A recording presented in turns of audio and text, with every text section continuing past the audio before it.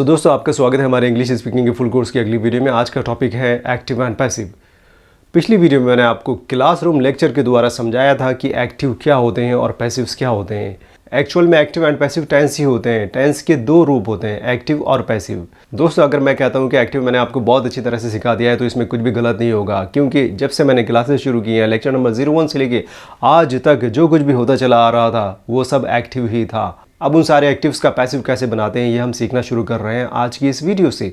सो present indefinite के active का कोई भी एक एग्जांपल लेकर के मैं आपको सिखाने वाला हूं कि उसका फंडामेंटल टू 6 कैसे बनाया जाता है। एक्टिव की एक सेंटेंस को 6 में कैसे तब्दील करते हैं ये आपने बहुत लंबे समय तक सीखा है, और आज से आप सीखने वाले हैं कि उन्हीं 6 सेंटेंसेस का पैसिव कैसे बनाया जाता है। सो दोस्तों, घबराने की ज़रूरत बिल्कुल भी नहीं है जैसे कि आप लोग स्कूल में घबराया करते थे। यकीनन आपके अंदर बहुत ज़्यादा पोटेंशियल है और आप सब कुछ सीख सकते हैं, बशर्ते कि सही अप्रोच से आपको सिखाया गया हो।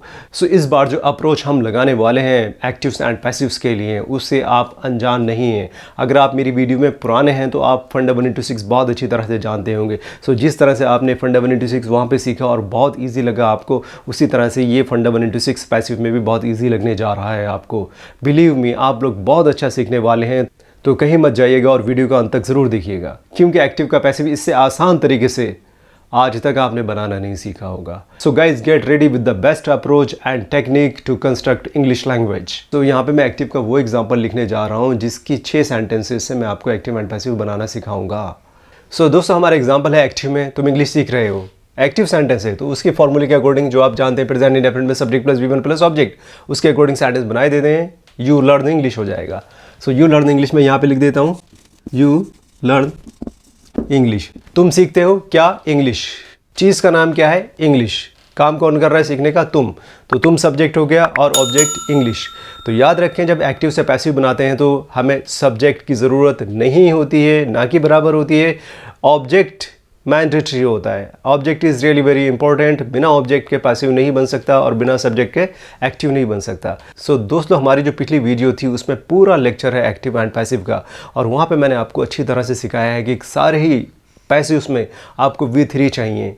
सो V3 का साउंड नॉलेज होना बहुत ज़रूरी है हम सबको। हर एक वर्ब का V3 क्या होता है ये सब हमको पता होना चाहिए। सो जैसे कि यहाँ पे फॉर्मूला कह रहा है कि object plus is am are में से कोई एक हेल्पिंग वर्ब लेना है, प्लस मेन वर्ब के तौर पे V3 लेना है, फिर सब्जेक्ट लगाना है हमें। सो हम सबसे पहले ऑब्जेक्ट पता करेंगे, मीन्स चीज़ का नाम। सो यू लर्न इंग्लिश, तुम इंग्लिश सीखते हो। क्या सीखते हो? इंग्लिश। सो इंग्लिश यहाँ पे ऑब्जेक्ट हो जाएगा। सो इंग्लिश से हम शुरुआत करते हैं। जैसे कि ये फॉर्मूला कह रहा है कि इंग्लिश पहले लो। इंग्लिश इज़ एम आर में से ऑप्शन, तो इंग्लिश इज़ लेगा। सो पैसिव में लर्न का V3 लर्नड हो जाएगा। सो इंग्लिश इज़ लर्नड। अब हमें चाहिए सब्जेक्ट। सो सब्जेक्ट हो गया यू। सो जब भी हम सब्जेक्ट लगाएंगे पैसिव सेंटेंस में, उससे पहले बाय ज़रूर लगाना है। सो बाय को फॉर्मूले में दिखाना बहुत ज़रूरी नहीं है, बस इतना याद रखिए कि जब भी सब्जेक्ट लगाएंगे आप तो बाय उससे पहले ज़रूर लगाएंगे के द्वारा दिखाने के लिए। So English is learned by you. तुम्हारे द्वारा इंग्लिश सीखी जाती है, या फिर इंग्लिश तुम्हारे द्वारा सीखी जाती है, किसी भी तरह से आप कह सकते हैं। सो फॉर्मूले के अकॉर्डिंग हमारी सेंटेंस पूरी हो गई। Object plus is am are में से एक प्लस V3 प्लस सब्जेक्ट। सो दोस्तों, यहाँ पे तुक्की वाली कोई बात नहीं है, सारी टेक्निक हमारी फॉर्मूले पे डिपेंड करती है। सो फॉर्मूला जहाँ पे आपने एक्टिव में सीखा था उसी तरह से पैसिव्स के फॉर्मूले भी आपको समझना पड़ेंगे। सो सब कुछ फॉर्मूले पे डिपेंड करता है। आप अच्छी तरह जानते हैं कि एक्टिव में किस तरह से एक फॉर्मूले से 6 सेंटेंसेस बनती थी टेक्निकली, और उसी तरह से टेक्निकली पैसिव के एक फॉर्मूले से हमें 6 सेंटेंसेस बनानी होंगी। अब यहाँ पे टेक्निक वहाँ से बिल्कुल भी जुदा नहीं है। Technique is the same. Technique वही है कि जिस तरह से आप सब्जेक्ट से पहले हेल्पिंग वर्ब उठा लिया करते थे और क्वेश्चन बनाया करते थे, उसी तरह से पैसिव में भी ऑब्जेक्ट से पहले हेल्पिंग वर्ब उठा करके क्वेश्चन बना देंगे। और जैसे ही आप क्वेश्चन वर्ड वाला क्वेश्चन बनाएंगे तो उस हेल्पिंग वर्ब से पहले आप क्वेश्चन वर्ड और लगा दें, तो question word plus helping verb plus object हो जाएगा। जिस तरह से एक्टिव में हुआ करता था, question word plus helping verb plus subject, right. So यहाँ पे हम करके देखते हैं प्रैक्टिकली। घबराने की कोई बात नहीं, अगर आपको समझ नहीं आया हो इस बार तो आगे समझ आ जाएगा। सो ये सेंटेंस नंबर 1 कंप्लीट हो चुकी है, और इसको मैं ब्रैकेट में रख देता हूँ ताकि आपको समझने में आसान हो जाए कि एक्टिव पहली सेंटेंस का एक्टिव क्या है और पैसिव क्या है। अब इसी की नंबर 2 वाली सेंटेंस बनाते हैं। तो नंबर 2 वाली सेंटेंस आप जानते हैं कि नहीं लगा के बनाते हैं। तुम इंग्लिश नहीं सीखते हो। यू, फिर उसके बाद हेल्पिंग वर्ब लेते हैं उसी टेंस का। अगर एक्टिव में है तो एक्टिव में हेल्पिंग वर्ब है do, you do not learn English. So मैं यहाँ पे you do not learn English लिख देता हूँ। You do not learn English. So object English ये रहा। सो इंग्लिश को हम पहले लिखेंगे इंग्लिश, देन उसकी हेल्पिंग वर्ब किसकी, पैसिव की। सो पैसिव में इज़ एम आर में से एक लेना है मुझे। सो इंग्लिश के अकॉर्डिंग इज़ आएगा, English is, then not, then main verb V3 learn का लर्नड हो जाएगा, English is not learned, then subject by you करके। और इस तरह से ये दो सेंटेंसेस हमारी कंप्लीट हो जाती हैं। English is not learned by you, तुम्हारे द्वारा इंग्लिश नहीं सीखी जाती है। अब हम चलते हैं सेंटेंस नंबर 3 की तरफ। एक्टिव में भी बनाएंगे और फिर पैसिव में भी बनाएंगे। सो एक्टिव वही है जो आपने प्रेजेंट इंडेफिनिट में सीखा था, डू यू लर्न इंग्लिश। चलिए मैं यहाँ पे लिख के बताता हूँ, do you learn English active में। अब पैसिव में मुझे कैसे बनाना चाहिए, जैसे कि आपने एक्टिव में देखा कि मैंने यू से पहले हेल्पिंग वर्ब लगा दिया है, तो ये यस नो वाला क्वेश्चन बन गया, डू यू लर्न इंग्लिश, क्या तुम इंग्लिश सीखते हो। उसी तरह से मैं पैसिव में भी जो ऑब्जेक्ट होगा उससे पहले हेल्पिंग वर्ब ले आऊँगा। सो आप देख रहे होंगे कि नंबर 1 से ही ये नंबर 3 वाली सेंटेंस आती है।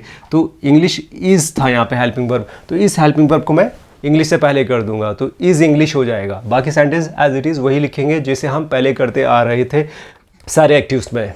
सो इंग्लिश इसका इज़ इंग्लिश कर देते हैं, is English learned by you and then question mark, क्या इंग्लिश तुम्हारे द्वारा सीखी जाती है। सेंटेंस नंबर 4, 5, 6 और सिखाना है, उसके लिए मुझे ये वाइट बोर्ड वाइप करना होगा, फिर मैं आपको लिख करके सिखाता हूँ।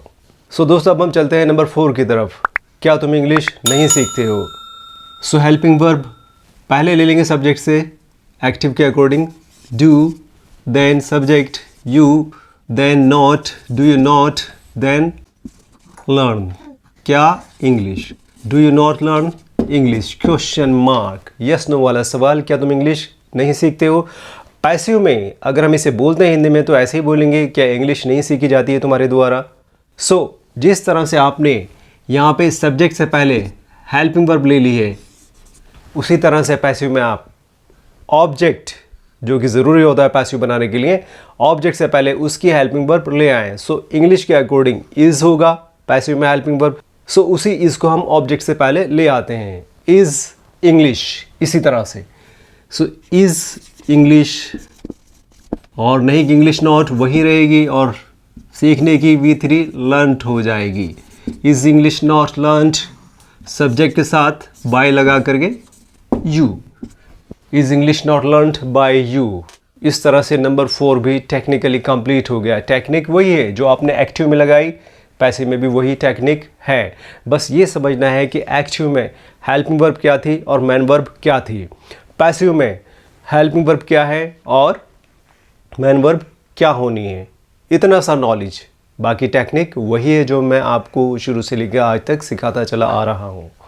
चलते हैं सेंटेंस नंबर 5 की तरफ। एक्टिव में जो कि एक क्वेश्चन वर्ड वाला क्वेश्चन होता है, क्वेश्चन वर्ड कोई भी लगा सकते हैं हम। सो सबसे फेवरेट वाई ही ले लेते हैं। सो तुम इंग्लिश क्यों सीखते हो। सो वाई पहले, फिर helping verb do, then you, then सीखने की भी मन लर्न, क्या इंग्लिश। तुम इंग्लिश क्यों सीखते हो, क्वेश्चन वर्ड वाला सवाल। सो उसी तरह से हम पैसिव में लेंगे कि ऑब्जेक्ट से पहले हेल्पिंग वर्ब लेंगे सवाल बनाने की जो कंडीशन है, और उससे भी पहले क्वेश्चन वर्ड लगा देंगे जो कि वाई है, इंग्लिश क्यों सीखी जाती है तुम्हारे द्वारा।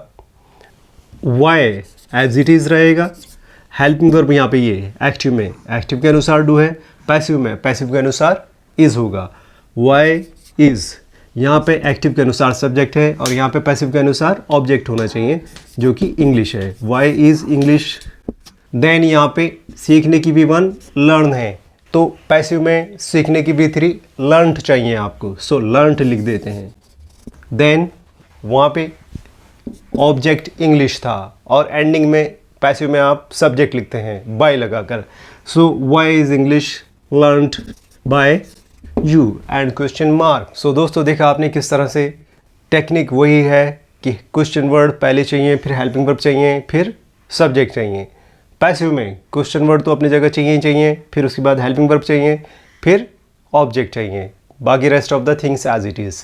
सो अब चलते हैं हम सेंटेंस नंबर 6 की तरफ। सेंटेंस नंबर 6, तुम इंग्लिश क्यों नहीं सीखते हो? चलिए लिख देते हैं एक्टिव में, why do you not learn English. Why do you not learn English active में हो गया है। इसी टेक्निक पे पैसिव का नंबर 6 वाला सेंटेंस हम बना लेंगे कि भैया सबसे पहले जैसे यहाँ पे क्वेश्चन वर्ड चाहिए था, उसी तरह से हमें पैसिव में भी क्वेश्चन वर्ड चाहिए होता है, जो कि वाई रहेगा।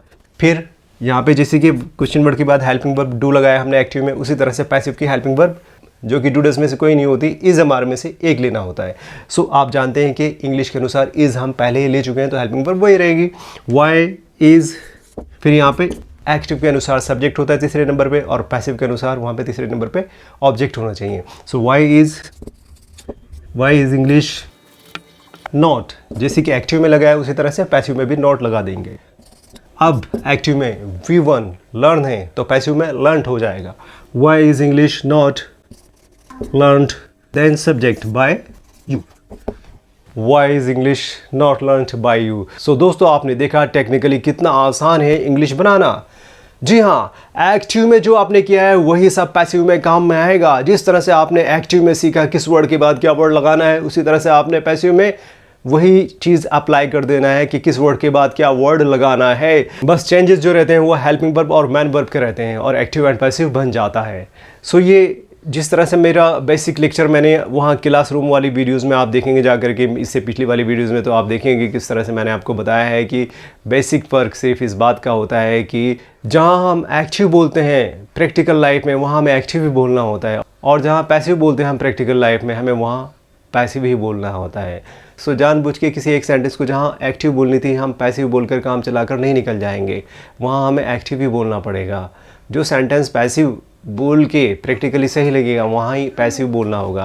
तो इट्स नॉट नेसेसरी कि जानबूझ के आप बोलते रहें कि भैया मैं आ रहा हूँ मेरे द्वारा आया जा रहा है, मैं खा रहा हूँ मेरे द्वारा खाया जा रहा है। तो आप जानबूझ के इसे नहीं बोलेंगे, आप सिंपल बोलेंगे मैं आ रहा हूँ, मैं खा रहा हूँ, राइट, मैं इंग्लिश सीख रहा हूँ, ये सिंपल बोलेंगे आप। लेकिन जहाँ जहाँ नेसेसरी होता है वहाँ पर आप पैसिव में सेंटेंसेस बोलते हैं।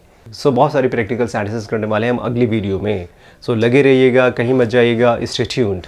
Till then bye bye.